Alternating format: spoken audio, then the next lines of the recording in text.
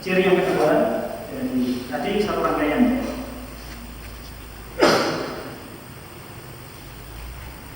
Ciri yang kedua dari seorang bayi yang terkena penyakit ain, kondisi tubuh yang sangat kurus dan kering.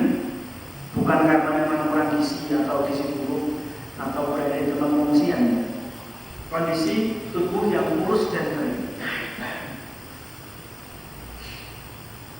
Suatu ketika Rasulullah SAW berkata kepada Asma binti Umais, "Mengapa aku lihat badan anak-anak saudaraku ini kurus kering? Apakah mereka kelaparan?" Asma menjawab, "Tidak, akan tetapi mereka tertimpa penyakit ain." Kemudian kata beliau, "Kalau begitu bacakanlah ruqyah bagi mereka." Hadis riwayat Imam Muslim, Imam Ahmad dan beliau.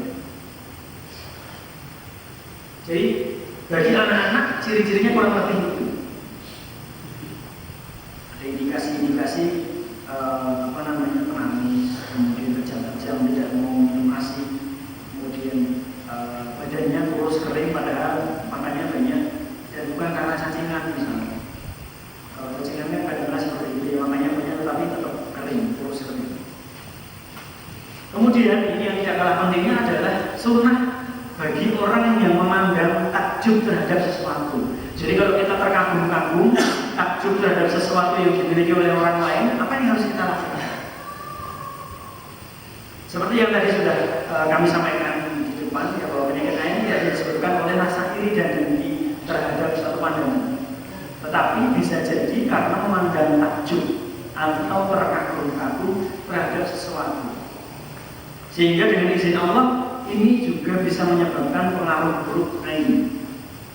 Walaupun sebetulnya orang yang memandang takjub itu tidak bermaksud menimpakan penyakit ain kepada orang lain. Di antara sunnah ketika seorang memandang takjub terhadap sesuatu adalah yang pertama, dari Amir bin Rabi'ah radhiyallahu anhu, Nabi SAW bersabda, "Jika salah seorang dari kalian melihat sesuatu yang menakjubkan dari saudaranya, terkagum-kagum terhadap kelebihan yang dimiliki oleh saudaranya, atau pada dirinya atau pada hartanya, maka doakanlah keberkahan padanya, karena sesungguhnya penyakit ain itu benar." Hadis riwayat Imam Ahmad. Ini yang kami bacakan di awal tadi. Jadi mendoakan keberkahan bagi orang yang memiliki kelebihan itu. Bagaimanakah doanya? Barakallahu fiik. Jadi kalau melihat kita kemarin kayaknya naik Honda sepeda motor etek-etek, sekarang kok ganti misalnya roda 4 bagus baru misalnya. Doakan saja, jangan kita memuji dengan terlalu. Barakallahu fiik. Atau Allahumma barik alaihi, atau Masya Allah la haula wa la quwwata illa billah. Hal ini tercantum di dalam Quran surat Al-Kahfi ayat 39. Dan mengapa kamu tidak mengatakan waktu kamu memasuki kebunmu, Masya Allah la quwwata illa billah. Sesungguhnya atas kehendak Allah semua ini terwujud, tiada kekuatan kecuali dengan pertolongan Allah. Al-Kahfi ayat 39. Jadi ada dua yang bisa kita perbuat, mengucapkan kalimat keberkahan kepada orang yang memiliki kelebihan seperti itu, atau Masya Allah la quwwata illa billah.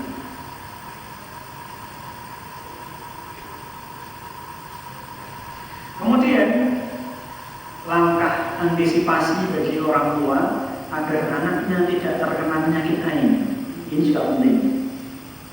Yang pertama adalah hendaklah orang tua membiasakan diri mereka membentengi anak-anaknya dari bahaya penyakit ain dengan ruqyah atau bacaan-bacaan yang diajarkan dalam Islam. Jadi jangan menunggu sampai anak kita itu terkena penyakit ain, tapi dibentengi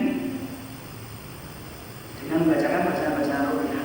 Diriwayatkan dari Imam Ibnu Abbas bahwa Nabi SAW memohon perlindungan Allah untuk Hasan dan Husain dengan doa, "U'idukuma bi kalimatillahi ta'ammati min kulli syaitanin wa min kulli hammatin wa min 'ainin lamah wa min kulli 'ainin lamah." Aku berlindung kepada Allah untuk kalian berdua dengan kalimat Allah yang sempurna dari segala setan, binatang yang berbisa, dan pandangan mata yang jahat. Hadis riwayat Abu Dawud. Ini bagi para orang tua, calon orang tua, hendaknya menghafal hadis ini. Teks hadis ini adalah u'idzukumaa. Aku berlindung kepada Allah untuk kalian berdua, karena Hasan dan Husain. Kalau satu ya berarti u'idzuka. U'idzuka bikalimatillahi tammati min kulli syaitonin wa min kulli hamatin wa min kulli ainin lamah. Aku berlindung kepada Allah untuk kalian, untuk kamu, dengan kalimat-kalimat Allah yang sempurna dari segala setan, binatang yang berbisa, dan pandangan mata yang jahat. Ini perlu kita sering membacanya anak-anak kita dengan seperti itu. Yang kedua, sebagaimana yang disebutkan oleh Imam Ibnu Qayyim al-Jauziyah dalam Zadul Ma'ad juz keempat, hendaknya para orang tua tidak menampakkan suatu kelebihan yang menakjubkan yang dimiliki oleh anak-anaknya, yang dikhawatirkan akan mengundang rasa iri atau kedengkian orang yang melihatnya. Jadi, misalnya kita punya anak yang gemeske, yang lucu, itu jangan terlalu dinampak-nampakkan, dipamer-pamerkan. Karena khawatir nanti ada orang yang memiliki pandangan mata yang tidak baik. Orang-orang Jawa Barat itu dulu memiliki satu pemahaman, ketika ada orang yang memuji anak kecil, maka dilarang, jangan dipuji seperti itu, nanti gampang sakit tuh. Ada satu keyakinan seperti itu dari orang-orang Jawa Barat. Dan mereka malah nyambung dengan hadis ini. Terlalu memuji pada anak kecil, anak itu akan mudah sakit. Jadi bagi orang tua, salah satu solusinya adalah tidak terlalu berlebihan atau tidak mudah pamer terhadap kelebihan yang dimiliki oleh anaknya. Di luar aku benar bagus diri, pamer-pamerkan sama orang lain. Karena Imam Ibnu Qayyim menukil salah satu asar dari Imam Al-Baghawi bahwasanya pernah suatu ketika Utsman bin Affan radhiyallahu anhu melihat seorang anak kecil yang sangat elok rupanya. Jadi Utsman bin Affan melihat seorang anak kecil yang wajahnya itu tampan, bagus, ganteng, masih bayi.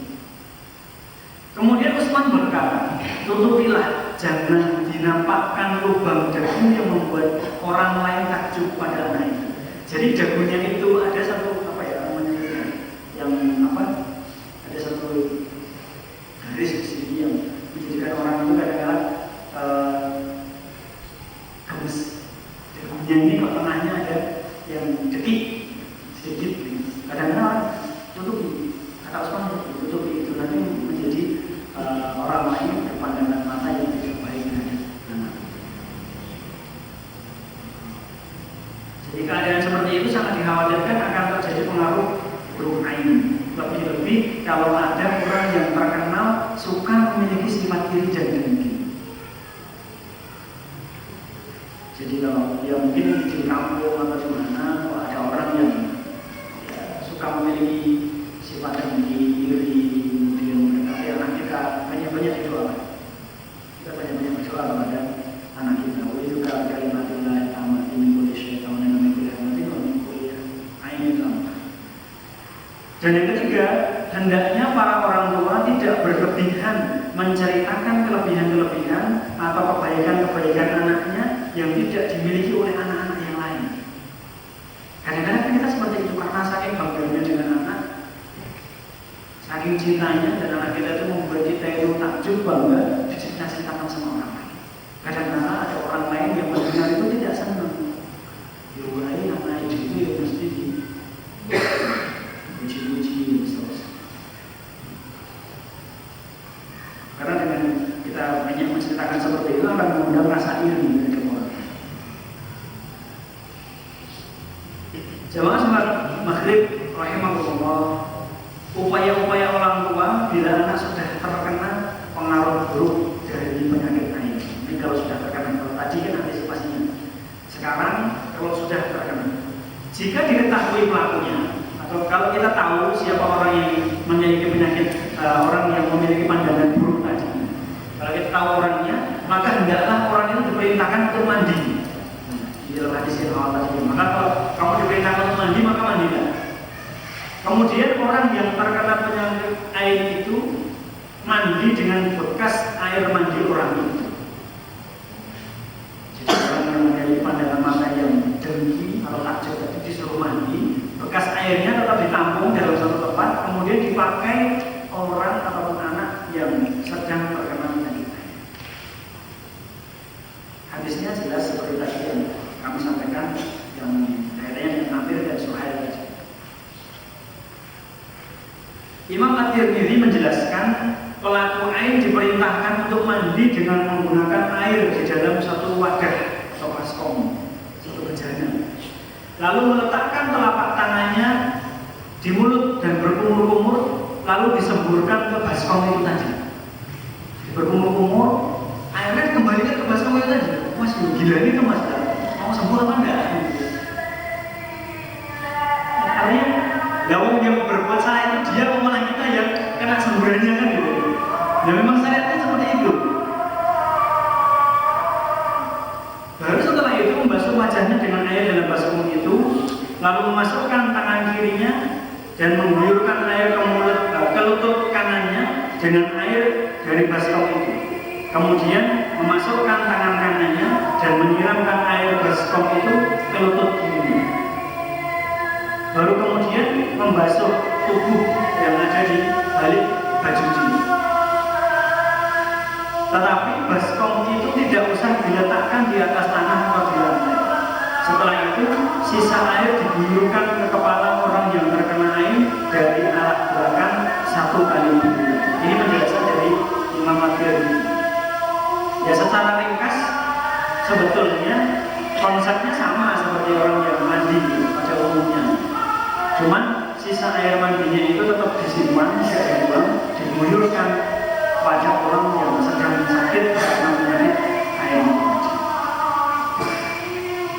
Kemudian yang kedua, ketika anak sudah terlanjur terkena penyakit air adalah memperbanyak dibacakan surat Al-Ikhlas dan Muawwidzatain. Al-Ikhlas, kemudian Al-Falaq dan An-Nas. Memperbanyak. Kemudian Al-Fatihah, ayat kursi,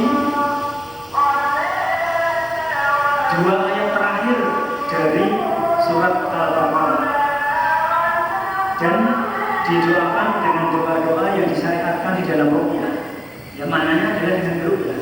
Jadi Al-Ikhlas, Al-Falaq, An-Nas, Al-Fatihah, ayat kursi, 2 ayat terakhir dari surat Al-Baqarah, dan doa-doa ruqyah. Itu kalau sudah terlanjur karena penyakit. Jadi misalnya kita punya anak kecil tengah malam nangis, dan nangisnya itu nangis histeris, tidak karena kegerahan, kepanasan, tidak karena lapar, tidak karena haus, tidak karena sakit, dibacakan saja. Karena kita tidak tahu siapa orang yang memiliki pandangan yang tidak baik di siang hari, itu tidak tahu.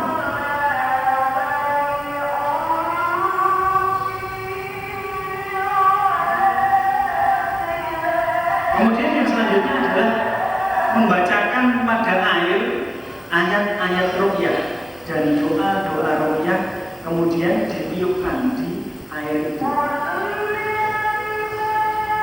Ya seperti meruqyah. Orang meruqyah kan seperti itu, membacakan ayat dan doa-doa ruqyah, ditiupkan di dalam air minum, air putih, ya. Ditiupkan di air itu, kemudian diminumkan kepada orang yang menderita penyakit air itu, dan sisanya disiramkan ke tubuhnya. Hal ini pernah dilakukan Rasulullah SAW kepada Sabit bin Qais.